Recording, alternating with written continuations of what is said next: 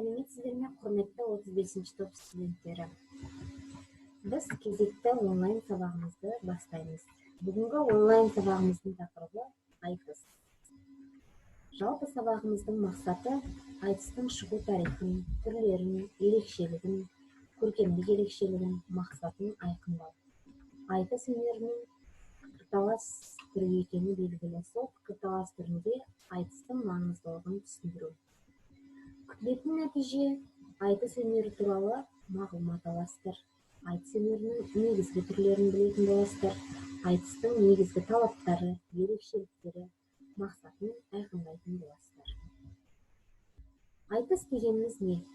Айтыс ол халық ауыз әдебиетімен бірге жасасып келе жатқан біздің синкретті өнеріміздің түрі, яғни ұлттық өнер. Жалпы айтыс ежелден қалыптасқан поэзиялық жанр түрі. Яғни топ алдында қолма-қол суырып салма айтылатын сөз талас, сөз сайысы болып есептелінеді. Айтыс біріншіден әдеби жанр, екіншіден ұлттық өнер түрі, үшіншіден сөз талас, жарыс, төртіншіден талас, бесіншіден сөз барымтасы, алтыншыдан пікірталас түрі болып табылады. Айтыстың бүгінде түрлері көп, бірақ ауыз әдебиетін зерттеуші ғалымдардың пікіріне сенсек, бүгінгі таңда айтыстың 7 түрі бар. Бірінші бәдік айтыс, екінші жар-жар айтыс, үшінші жануарлар мен адамның айтысы, төртінші өлі мен тірінің айтысы, бесінші жұмбақ айтыс, алтыншы салт айтыс, яғни қыз бен жігіт немесе ақындар айтысы, жетінші осы бүгінгі айтыс. Айтыстың өзіне қоятын негізгі талаптары бар. Ол талаптар бізде 8 түрлі талаптан тұрады. Бірінші, айтысқа түскен кез келген ақын тақырыптан ауытқымау қажет. Екіншіден, өзін өзі дұрыс ұстай білу керек.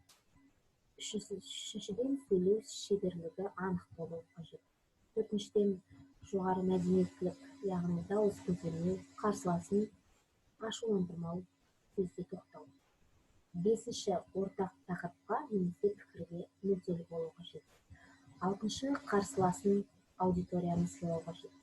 Жетінші, қарсыласына кезек беру. Ал сегізінші, өлшеп берілген уақытты үнемдеу, яғни регламентті сақтау.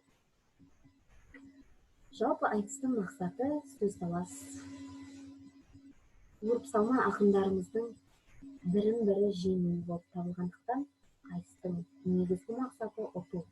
Қалайда қарсыласына қисынды уәж айтып, немесе нақты дәлелден дәлел келтіре отырып, еріксіз қарсыласын тізе бүктіру болып табылады. Айтыстың көркемдік ерекшеліктеріне келетін болсақ, айтыс қазақ халқына ғана тән өнер түрі емес. Зерттеулерге сенсек, айтыс ең алғаш арабтардың бәдәуилер тайпасында, одан кейін Үндістанның кейбір халықтарында, сонымен қатар түркі тектес халықтарда бар өнер түрі болып табылады. Айтыстың ең алғашқы адымы осы тайпалар, яғни бәдәуилер тайпасынан шықты десек қате түсінбейміз. Жалпы халық ауыз әдебиетімен бірге жасасып келе жатқан өнер түрі болып табылады. Айтыстың өзіне тән ерекшеліктер бар. Ақындар суырып салма сөзге қатыса отырып, табан астында өлең шығарады, тосыннан айтысады. Айтыстың үстінде көптеген күтпеген жағдайлар орын алуы мүмкін. Яғни айтыстар тақырыбы белгісіз, сосын сұрауларға тап болады. Екі ақында бірін-бірі неғұрлым тығырыққа қамау үшін, бірін-бірі сүріндіру үшін түрлі нәрселерді жұмбақ етіп сұрауларға тоқтау болады. Айтыс ұлттық өнер түрі болғандықтан, бұнда халықтың ауыз әдебиеті, тұрмыс салты, салт санасы, дүниетанымы, рухани және әлеуметтік көзқарасы қалыптасуы байқалады.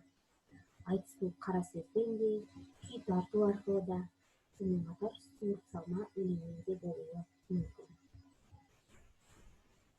Құрметті студенттер, сіздерге белгілі Бұрынғы замандағы айтыста біздің көптеген ақындарымыз ауыз әдебиеті тарихында ерекше рөл атқарады. Ендеше сол ақындарымыз 19 ғасырда өмір сүрген атақты ақындар. Олар Шөже, Балта, Орынбай, Кемпірбай, Тезекбай, Сүйінбай, сонымен қатар Біржан, Сара айтысы. Сіздерге берілетін тапсырма 4 сұрақтан құралады. Яғни осы сұрақтарға жауап жазып, дәптерге түсірулеріңізді сұраймын.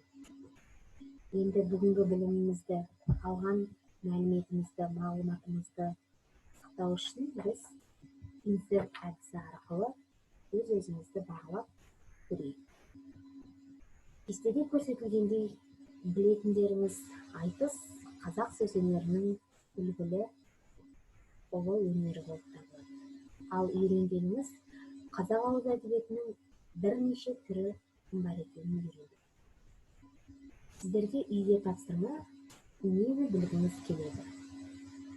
Яғни, бұрынғы айтыс пен қазіргі заманғы айтыстың ортақ ұқсастықтары мен ерекшеліктерін дәптерге түсіріңіздер. Назарларыңызға рахмет.